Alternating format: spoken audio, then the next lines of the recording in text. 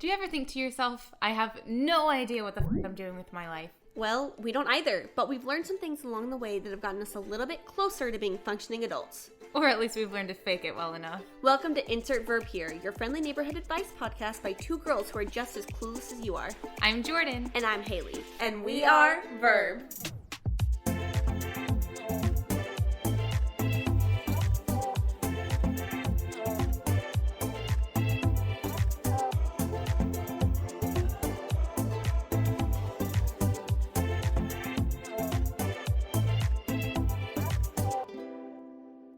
Good morning, Haley. Good morning. Well, is it? It's 12:30. Good noon. Good noon, Haley. Good noon. Well, Miss Haley, you just came back from vacation. I did. How was it? It was good. It was fun. It was nice to get away. Yeah. Now I don't want to get back into the routine of work and life. I just want to live on a lake for the rest of my life. Can I just retire when I'm like 23 and just like...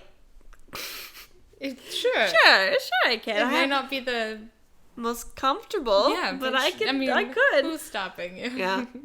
Because our first question is how to be mindful of your feelings. Mm-hmm. So, what a great way to be mindful of your feelings and on vacay where you can relax. Mm-hmm. But and now that you're out like a lot of vacation, how are you mindful of your feelings now that you're back? Because I feel like a lot of people, like, because we're so stressed with, like, work and responsibilities and things like that, we just push our feelings away. We're like, go, No. I say we. I'm not.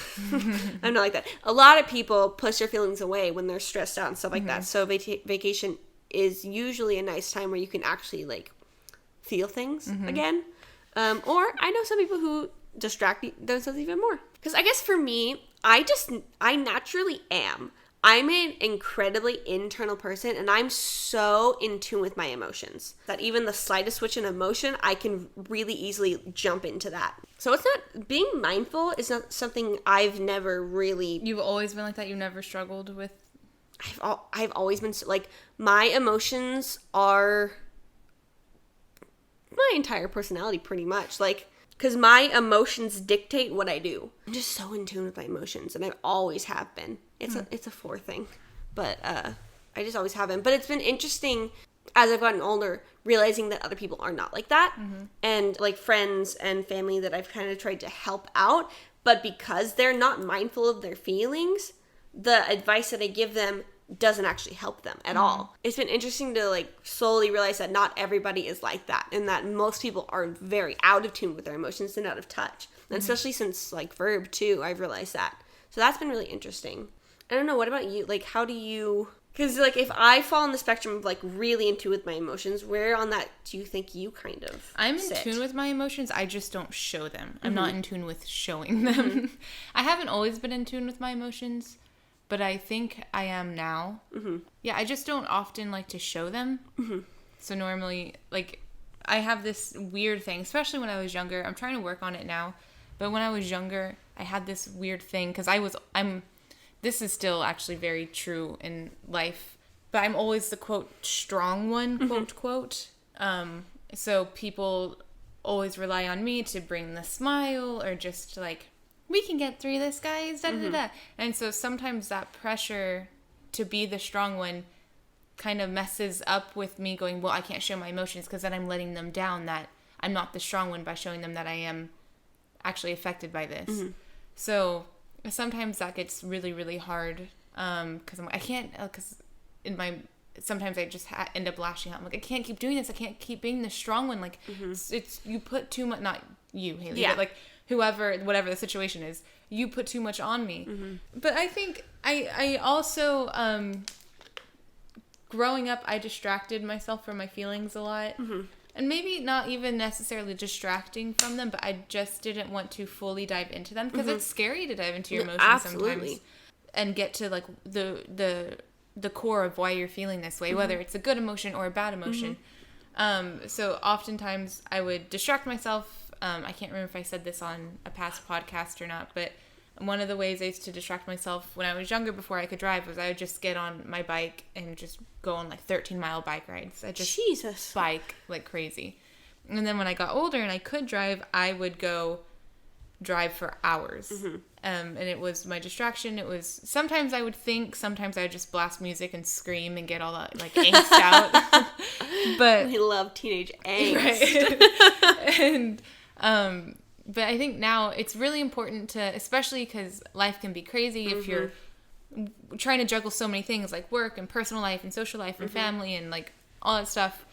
And some people are juggling more, like, but I think just sometimes you have to take a step back and go, okay, how am I feeling in this moment? Why am I feeling like this? Do I want to keep feeling like this? If I do, great. If I don't, how can I change it? And just trying to keep checking in with yourself. I think that's really, really important, because another thing that I do is I dive into my work a lot, especially you do. If something is happening personally. I will be like, okay, that's great. Anyway, so work. And that I'm also really good at compartmentalizing. I think now that I'm trying to be more mindful of my feelings, I'm actually not as good at compartmentalizing as I used to be. But I used to be really, really good at it.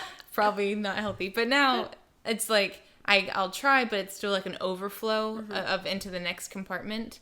And I think that's okay, because you need to feel things when you feel them, and it's okay that you're feeling them in that moment. Yeah, I was just about to say, I think, like I said, I'm so... As long as it doesn't take away from... Like, if you're at work... Yeah. It's not good to always have a breakdown on the daily, you know?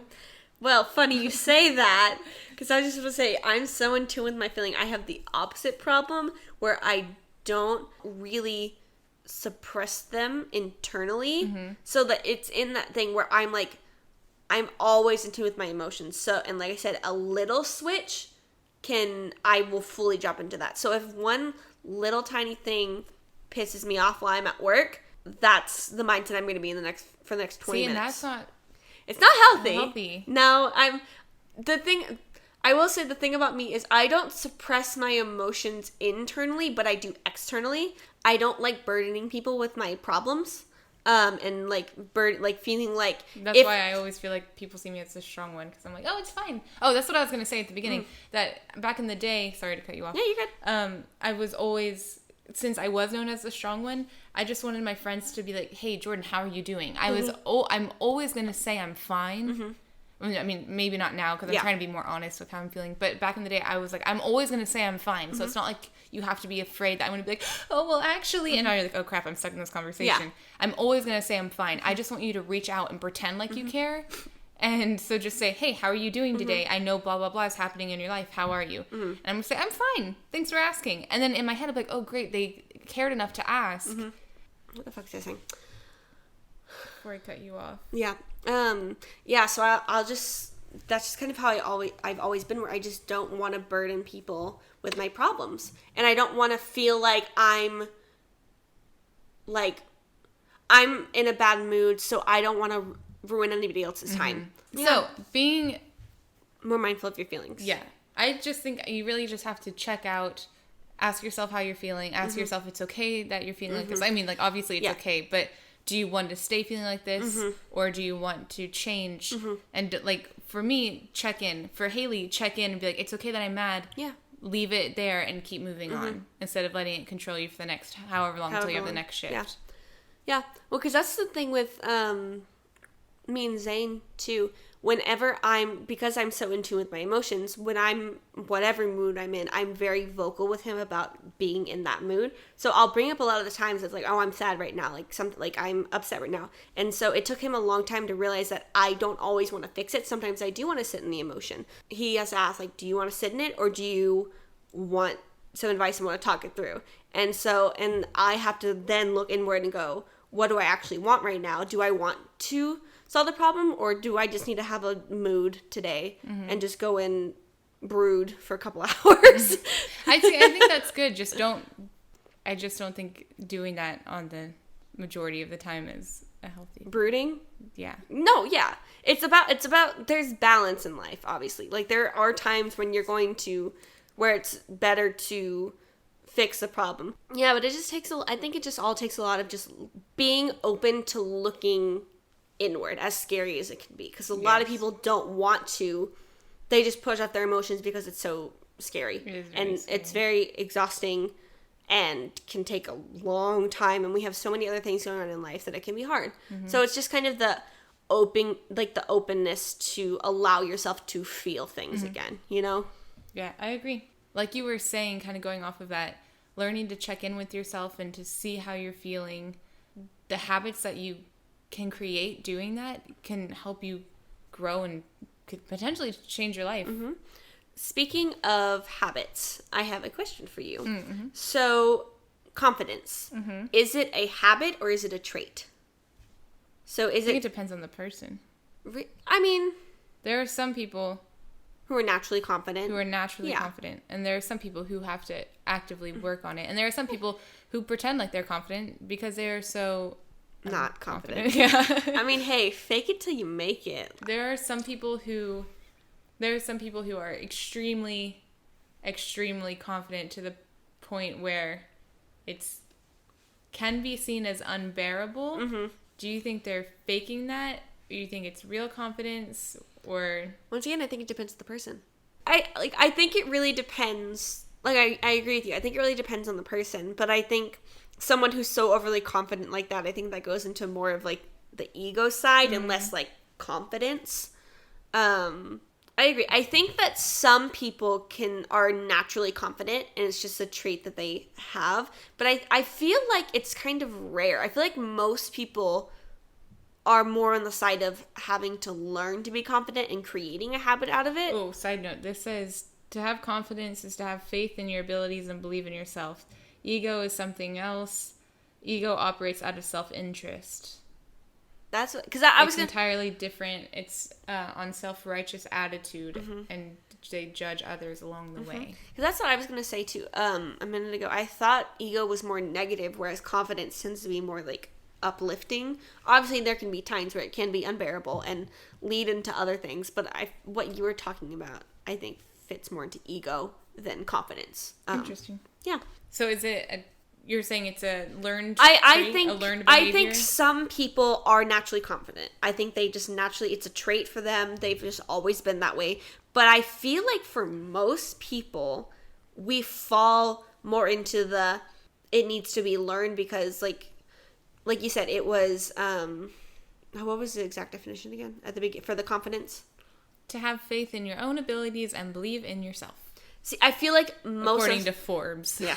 I feel like for most of us, like me especially, I'm very like self-loathing, pessimistic. Like I don't really have a lot of belief in myself, and I'm feeling or belief that one can rely on someone or something, firm trust, a state of feeling certain about the truth of something, a feeling of self-assurance arising from one's appreciation of one's own abilities or qualities. So I feel like in general the self-assurance is kind of probably the best way to describe self-assurance of your own. Yeah, because I feel like most people generally tend to lean towards not being naturally confident. And so I feel like for most people it's a habit that has to be learned. Life just takes you down. It does, and we are naturally just hard on ourselves, and it's really difficult for people to just be like, especially with kind of how the way society is, where they like to tear people down. And well, that's what I was taking Mushu out on a walk the day before yesterday, and I was taking him out, and this little boy on a bike came up to me, and he was just riding around, and he went, "Hi," and he was like 8, you know, he was young, and I went, "Hi." And he goes, "How's your day today?" And I go, "It's good. How's your day?" And he goes, "Good. I'm riding my bike." And I go, "I see that." And then he keeps riding by me. I go, "Whoa, you go so fast." And he goes like trying to like keep going fast. And in my head, I started thinking, I would never do that. I would never see someone else walking on the street and go, "Hi, how's your day?" Yeah. But this little kid has so much. He hasn't been like hurt by the world yet, you know, where it's like, because you don't want to, in my head I'm like, I don't want to say hi and then go like, "Why are you just talking to me? Why are you saying hi? You're really weird," you know. But this little boy doesn't know that. He's just knows that saying hi to someone, asking how their day is nice, and he's confident in that choice to do that, and he's confident in himself that But he doesn't know better. But that's a form of confidence. Arrogance, I guess. Well, yeah, because I think there's two sides. Because even, like, from that, like, you were saying he doesn't know better. But also, he could just be a naturally confident person. Like, for me, when I was that age, I was so shy. I didn't talk to anyone. And so, the world didn't hurt me, but I just wasn't that way. Like, I was a very extroverted kid. And then as I got older, I went, and then became very I did the opposite. I was a very introverted kid, and as I got older, I was like... Because to me, like you were saying, like, the world hasn't hurt him yet. But to me, it just seems like he's a person who is naturally confident.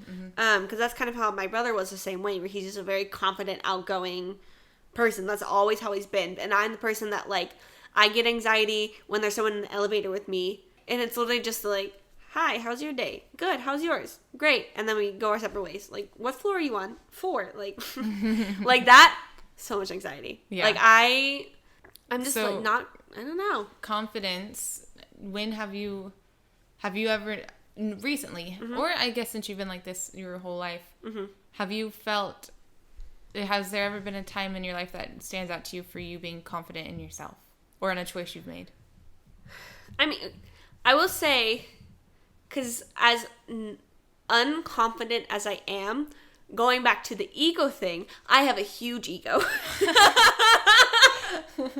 It's very internal. I'm so, like, I've said this, any of my, like, quote unquote, like, bad, harmful, negative stuff, I'm so, like, it does not affect other people. I only let it affect myself, which is healthy and unhealthy at times. Like, as unconfident as I am, I have a huge ego. So it's this constant back and forth between my ego and my inner saboteur, like, being like, I'm literally the greatest in the world, and like 2 minutes later, I'm like, I'm terrible. Why did I think I was so great? And so it's kind of this, it both is a constant battle, and it also kind of balances me out and puts me in, like, a nice middle ground where it's like I'm confident enough but not overly confident. It's kind of weird. I had a point but I forgot. I went off. I do that a lot. I asked when was the last time you felt confident in yourself or in a choice you made. That was the original question. Because that's the thing. That's the interesting thing is that, like, because I have a bigger ego, it can make me more confident, but then I balance it out with being not naturally confident and not having that habit in the trait of being confident. And so it's kind of a weird thing where I'll be confident in a choice, but then afterwards I won't be confident in a choice, or I won't be confident, and then afterwards I'm like, oh wait, no, that was great, and I am confident. So for me, it's like, it's kind of hard to pinpoint one specific, like, I was confident when I did this, because it is kind of, it changes a lot, because I have two contradicting sides of my personality. Yeah, but I'm trying to think. I was confident that our wedding was incredible. Is that as far back as I can think of confidence? The presentation you did for Verb. Oh, that was good. Yeah, that's a good one. I was very confident in that presentation. She worked really hard on that. I spent like 60 hours on that presentation. It looked good. Thank you. I worked very hard. I'm feeling confident about this website. Oh, good. Yeah, I'm feeling confident about that. Verb website she's creating. Yeah, I'm feeling confident about that. Hopefully it'll be up by the time this podcast. Yeah, I think by the time this is up, I think this podcast is up, it'll probably already be out. But hopefully. So if you want to see if it's up, go to verbofficial.com. Ooh. You pretty much have access to everything we do. Yeah, it's kind of just like, it's like our little hub where you can go and just hub it out. I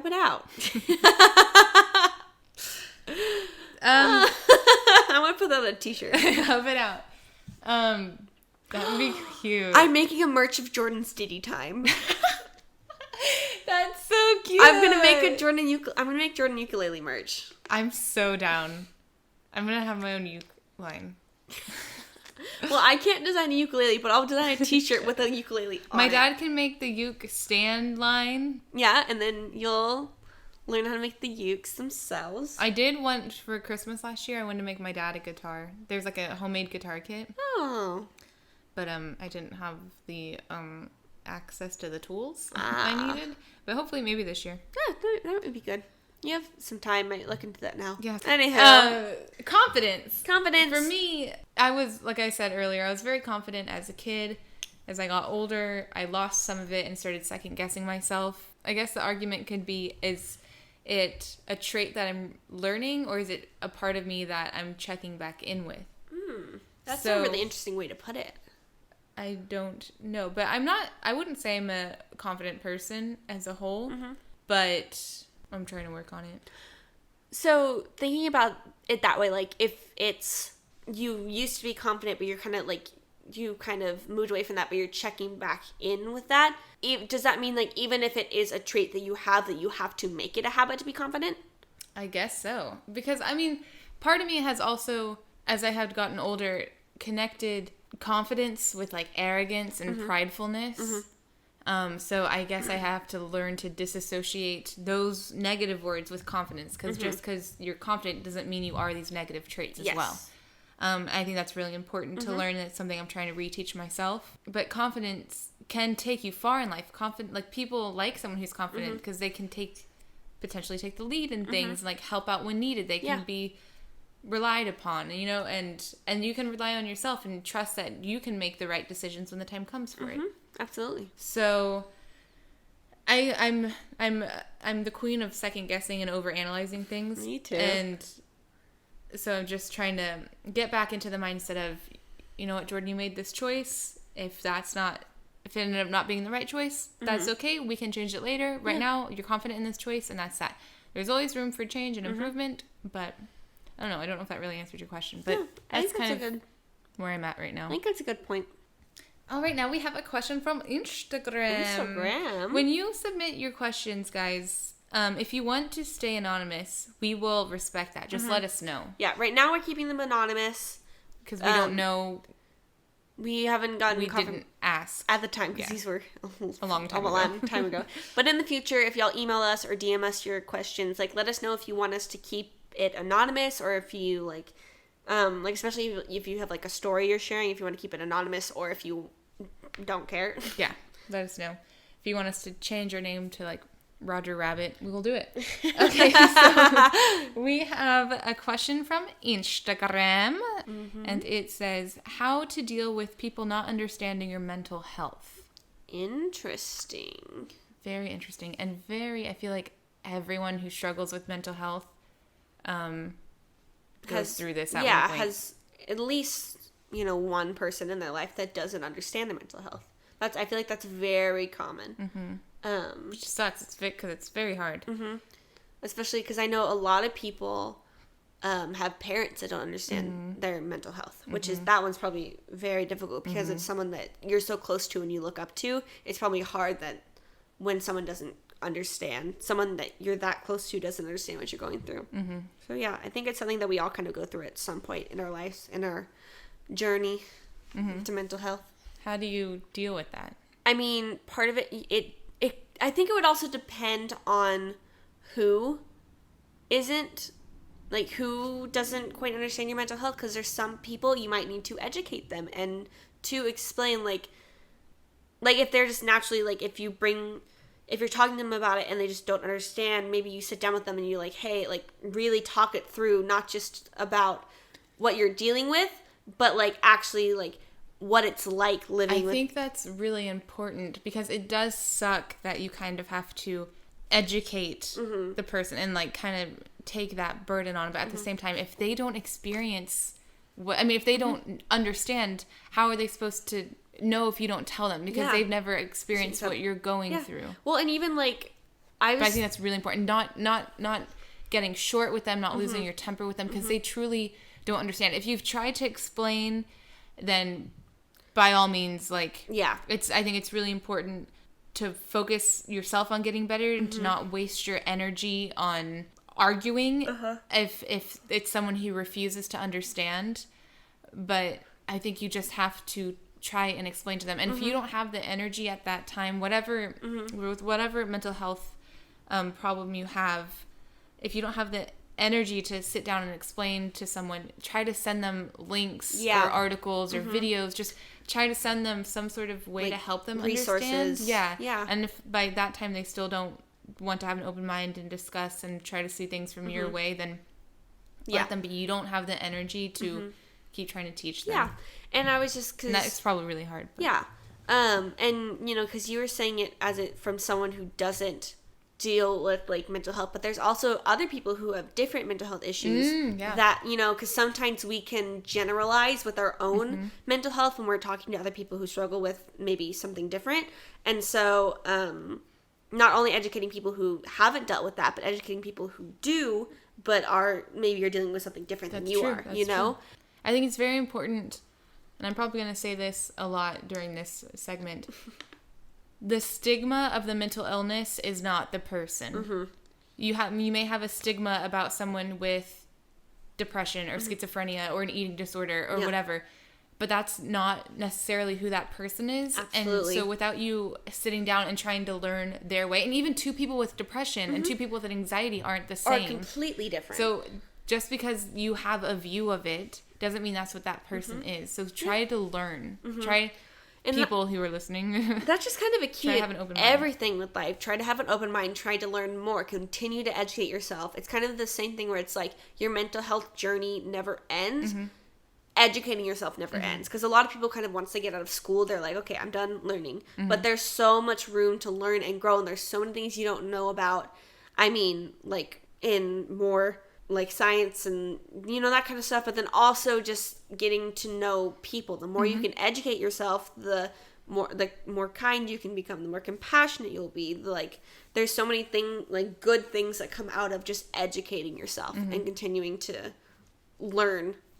Yeah, so I think that's just great advice for all aspects of life. Just continue to educate yourself and to learn more, you know? And be open. And for those who are doing the educating and trying to open up someone's eyes or heart.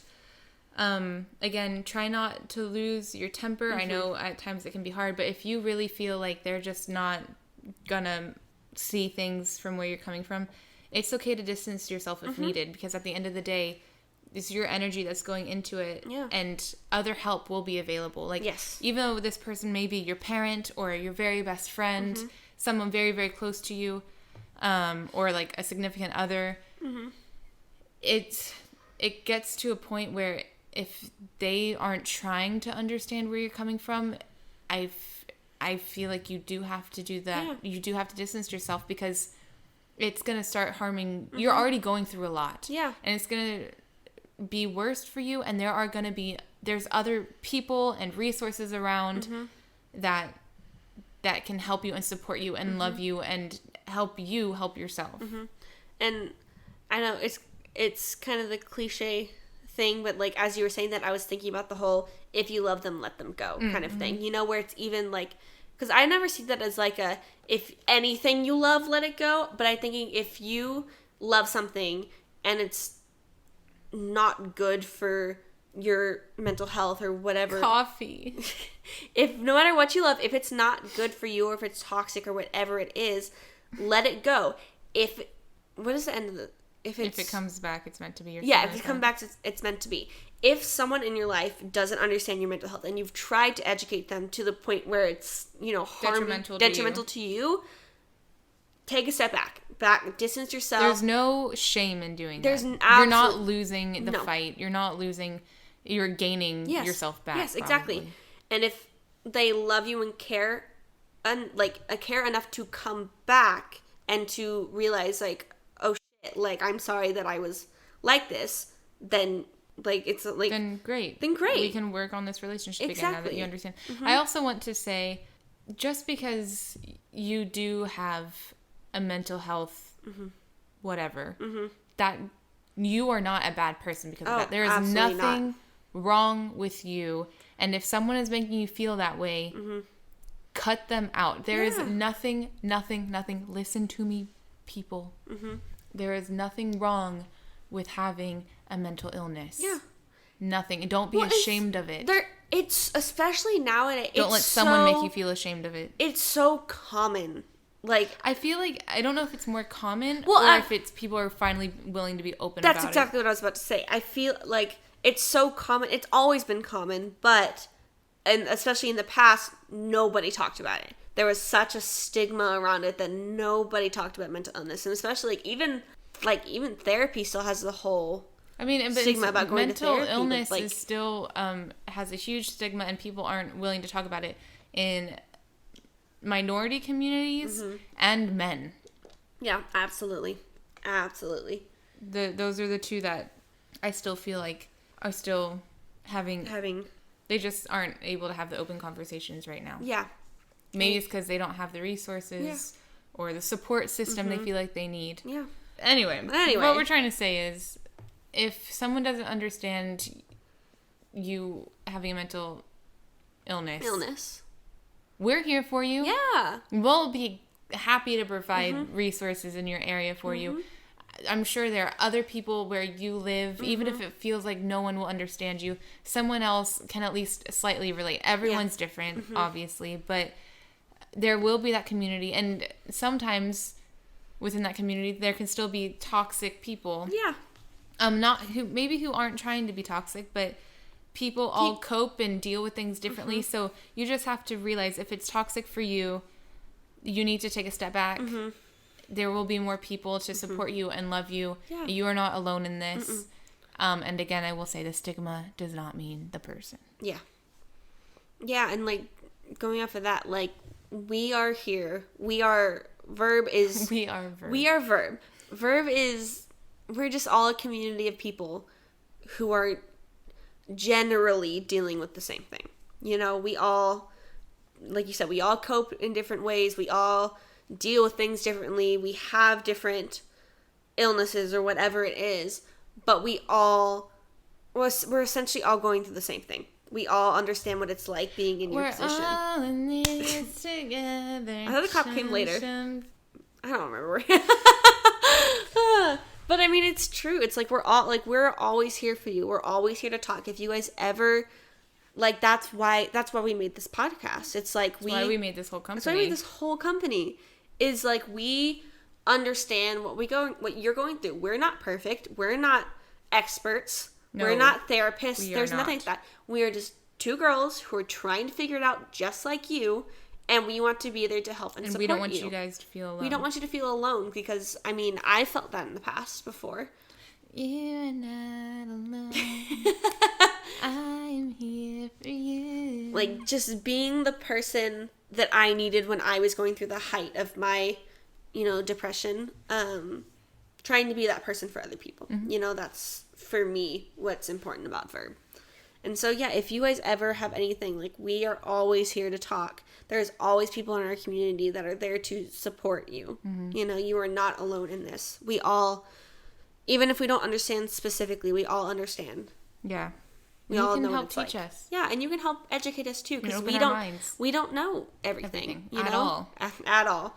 So, yeah, you can help and educate us as well, which is always good. We can educate each other.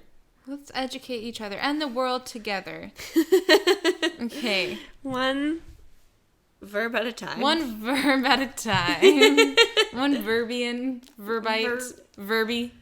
Verby. No.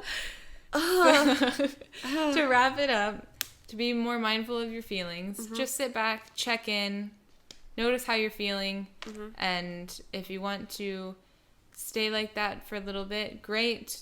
If you don't, take what necessary changes you need to make. And does that make sense? Yeah, that makes sense. And with confidence, even if it is, a natural trait, it's something that we all need to make a habit out of. We all have to learn. So if you and confidence doesn't mean arrogance and pride and ego. Yes, absolutely. They're completely different things. And so it's kind of getting over that negativity around the word confidence, where it's really just an uplifting, thing that you can be. And so just learning to make a habit of it. We're all working on it. It's something that most of us have to work on. Not many people are naturally confident. And even, like, possibly with you, you're having to, even though you are naturally confident, having to rework it and create that habit again in your life. And so, yeah, I think confidence is a habit. And then someone not understanding what you're going through, try to teach them, but not at a cost to where it's detrimental for you. Don't be afraid to walk away when you need to walk away, and seek help from those who can understand and still love you. Yeah. And always remember we're here for you too if you need anything. Absolutely. We're always here. Love you guys. Yeah. Make sure to check us out on social media at GotVerb or at our website, verbofficial.com. And send us your questions at askivhpod@gmail.com. We post new podcast episodes every Monday, so subscribe to Insert Verb here so you can insert verb into your daily routine.